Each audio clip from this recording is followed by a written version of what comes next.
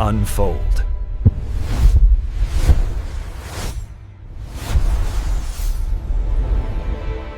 오늘 우리가 함께 파헤쳐볼 이야기는요. 청취자께서 보내주신 자료 뭉치를 보다가 정말 소름이 돋았던 실화입니다. 어떤 이야기죠? 1978년 대한민국 최고의 영화 감독하고 또 여배우가 홍콩에서 그냥 연기처럼 사라져버립니다. 아, 그 사건 말씀이시군요. 네, 이게 단순 실종 사건이 아니었고요. 한 독재자의 그 뒤틀린 영화 사랑이 만들어낸 무려 8년간의 기나긴 납북과 탈출 드라마였습니다. 그렇죠. 이 자료들을 쭉 훑어보면 이건 뭐 단순한 납치극을 넘어섭니다. 네. 그 냉전 시대의 스파이 전쟁, 또 독재 체제 아래 예술가의 고뇌, 그리고요. 그리고 살아남기 위해서 평생의 연기력을 다 쏟아부어야 했던 두 인간의 처절한 심리극이 전부 담겨 있는 거죠. 맞아요. 그래서 이번 분석의 목표는 명확합니다.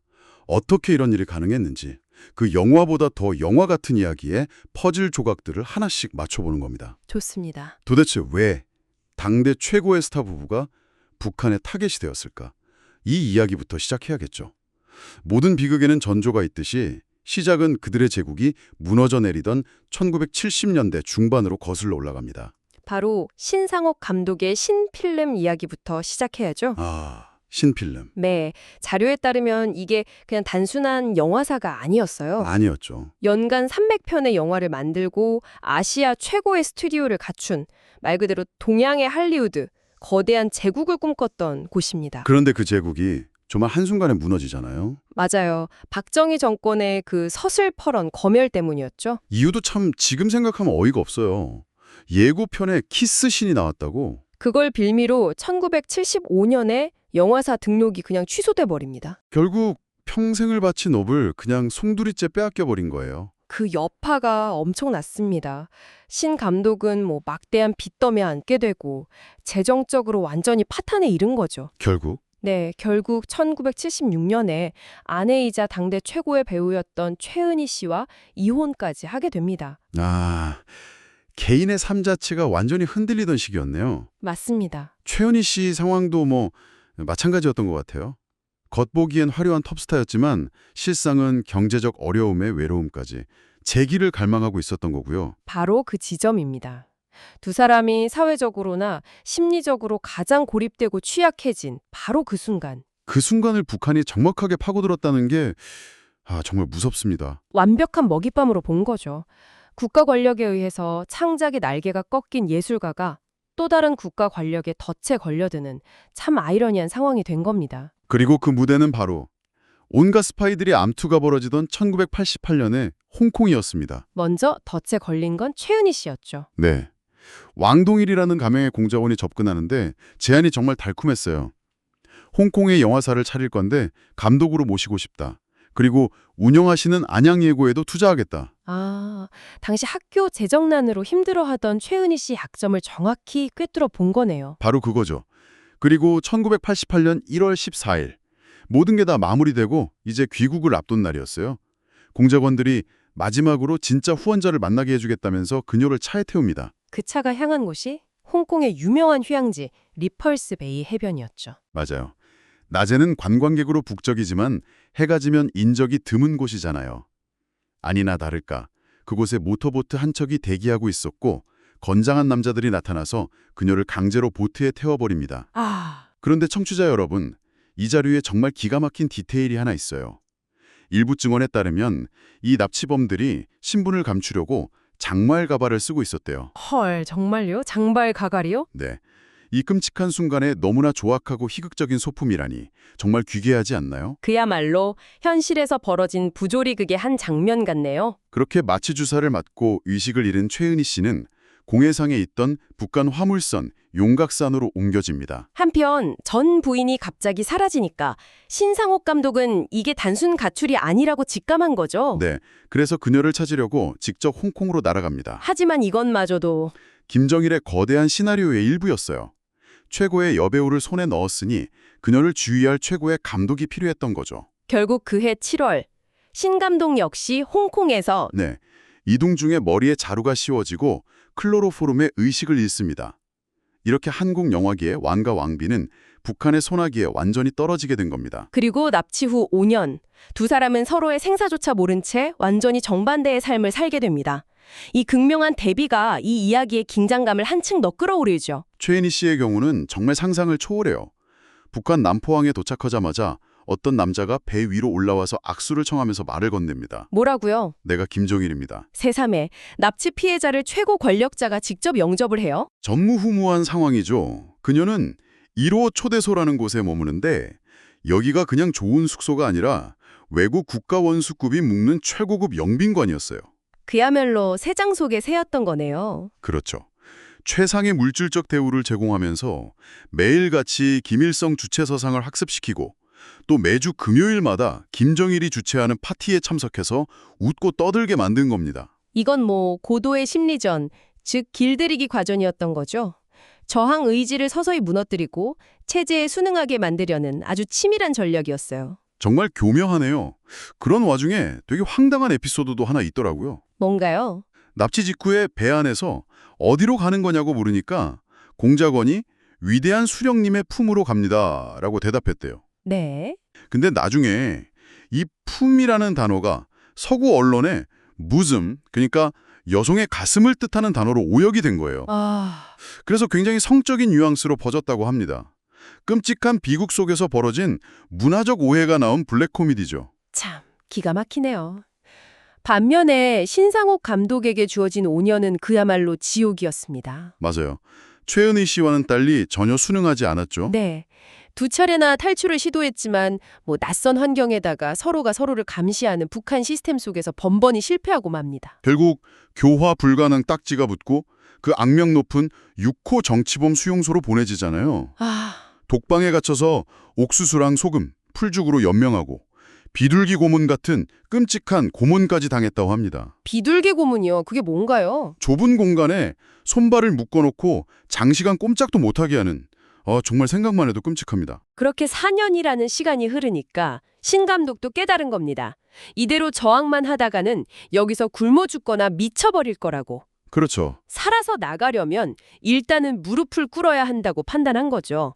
생존을 위한 연기를 하기로 결심한 거군요. 맞습니다. 그는 김정일에게 충성을 맹세하는 편지를 써요. 나의 남은 생을 북한 영화 발전을 위해 바치겠다고요. 그리고 그 편지가 통한 걸까요? 네, 1983년 3월 6일 드디어 김정일이 직접 연출한 각본의 클라이맥스가 펼쳐집니다. 바로 5년 만의 재회. 그렇죠. 김정일이 주최한 연회장에 두 사람이 초대되고 거기서 서로를 마주하게 됩니다. 최은희 씨는 수용소 생활로 뼈만 앙상하게 남고 폭삭 늙어버린 신감독의 모습을 보고 그 자리에서 오열했다고 하죠. 분위기가 순식간에 무거워졌을 텐데 이때 김정일이 던지는 농담이 정말 귀괴합니다. 맞아요. 오열하는 최은희 씨를 보면서 이렇게 말했다고 해요. 최 선생, 나를 보니 어떻소? 조그만 난쟁이 똥자루 같지 않소? 헝, 절대 권력자가 스스로를 비하하는 농담이라니 이게 무슨 의도였을까요? 글쎄요. 이건 상대의 경계를 허물고 이 상황의 주도권은 나한테 있다는 걸 보여주는 아주 계산된 행동이라고 봐야 합니다. 연출가로서의 면모군요. 네, 모든 것을 통제하는 연출가이자 자신의 각본대로 배우들이 움직이는 걸 즐기는 관객. 그리고 그는 두 사람에게 재결합을 지시합니다. 물론 두 사람은 생존과 탈출이라는 공동의 목표를 위해서 그 지시를 받아들이고요. 이때부터 두 사람은 김정일이라는 인물의 실체를 아주 가까이서 보게 됩니다. 그는 단순한 독재자가 아니라 영화에 미친 광적인 시네필 그 자체였어요. 개인 영화 보관소에 전 세계 영화를 15,000편이나 소장하고 있었는데 007 시리즈 같은 할리우드 영화는 물론이고 심지어 포르노까지 있었다고 하니 정말 대단한 집착이죠. 그는 북한 영화의 문제점을 정확히 알고 있었어요. 우리 영화는 왜 맨날 장례식처럼 울기만 하냐. 서양 영화제에 내놓을 만한 작품이 하나도 없다. 이렇게 한탄했죠. 낙후된 북한 영화를 세계적 수준으로 끌어올리려고. 네, 그에게는 신상옥이라는 마스터가 필요했던 겁니다. 바로 이 지점에서 두 사람은 인생을 건 도박을 시작합니다. 어떤 도박이죠? 훗날 자신들이 자진해서 북한에 온 게 아니라는 걸 증명하기 위해선 김정일이 직접 납치를 시인하는 목소리를 녹음해야 한다고 결심한 거죠. 와, 발각되는 순간 즉시 처형당할 수 있는 정말 목숨을 건 작전이었네요. 그렇죠. 1983년 10월 19일 운명의 날이었습니다. 최은희 씨가 핸드백에 소형 녹음기를 숨긴 채 김정일과의 면담에 들어갑니다. 아, 심장이 얼마나 떨렸을까요? 녹음기 스위치를 켜고 김정일이 납치에 대해 입을 열기만을 기다렸을 겁니다. 그리고 그리고 마침내 결정적인 증거가 녹음됩니다. 김정일이 자신의 육성으로 이렇게 말하죠. 뭐라고요? 내가 신 감독하고 최 선생을 데려오라고 공작 지도원에게 과업을 줬어. 솔직히 말해서 우리 영화계에 새로운 피가 필요합니다. 와, 직접 시인을 했군요. 이 녹음 테이프야말로 훗날 모든 것을 뒤집을 수 있는 스모킹 건이 된 거네요. 바로 그거죠. 이 녹취를 성공시킨 후부터 정말 아이러니한 상황이 펼쳐져요. 신상옥 감독은 김정일의 전폭적이고 무제한적인 지원 아래 역설적으로 자신의 감독 인생에서 가장 풍족하고 화려한 황금기를 맞이하게 됩니다. 맞아요. 북한에 신필름 영화 촬영소를 다시 세우고 3년 동안 총 7편의 영화를 만드는데 그 스케일이 정말 입이 떡 벌어집니다. 예를 들면요? 헤이그 특사 사건을 다룬 돌아오지 않은 밀사는 동유럽 체코에서 현지 로케이션으로 찍고 서양 배우들을 대거 기용했고요.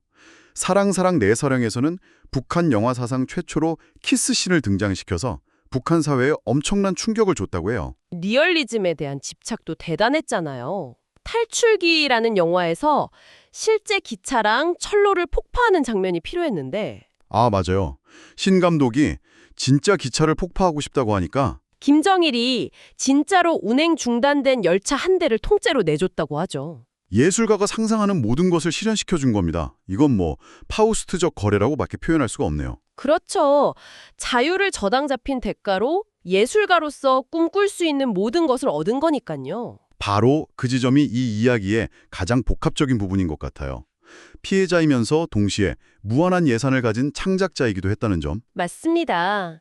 특히 마지막 작품인 불가사리는 그런 복잡한 심경이 담긴 결과물로 해석되기도 합니다. 아, 사회주의판 고질라라고 불리는 그 영화 말씀이시죠? 네, 쇠를 먹고 자라는 괴물 불가사리가 농민들을 도와서 탐관오리를 무찌르는데 나중에는 농민들의 농기구까지 다 먹어치우면서 오히려 위협적인 존재가 된다는 이거 어떻게 보면 체제 비판적인 알레고리로 읽힐 여지가 다분한데요. 그렇죠.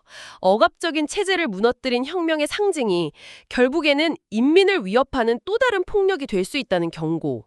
억압 속에서도 어떻게든 자신의 목소리를 내려는 예술가의 본능이 기묘하게 발현된 거라고 볼 수 있죠. 그런 창작 활동을 보장받으면서 3년을 보냈지만 두 사람은 단 한순간도 탈출을 잊지 않았습니다. 기회를 엿보고 있었던 거군요. 네. 최은희 씨 주연의 소금이라는 영화가 1985년 모스크바 영화제에서 여우주연상을 받으면서 김정일의 신임이 절정에 달했고요. 바로 이게 결정적인 기회가 됩니다. 아, 신뢰를 얻었으니 해외로 나갈 명분이 생긴 거군요. 그렇죠.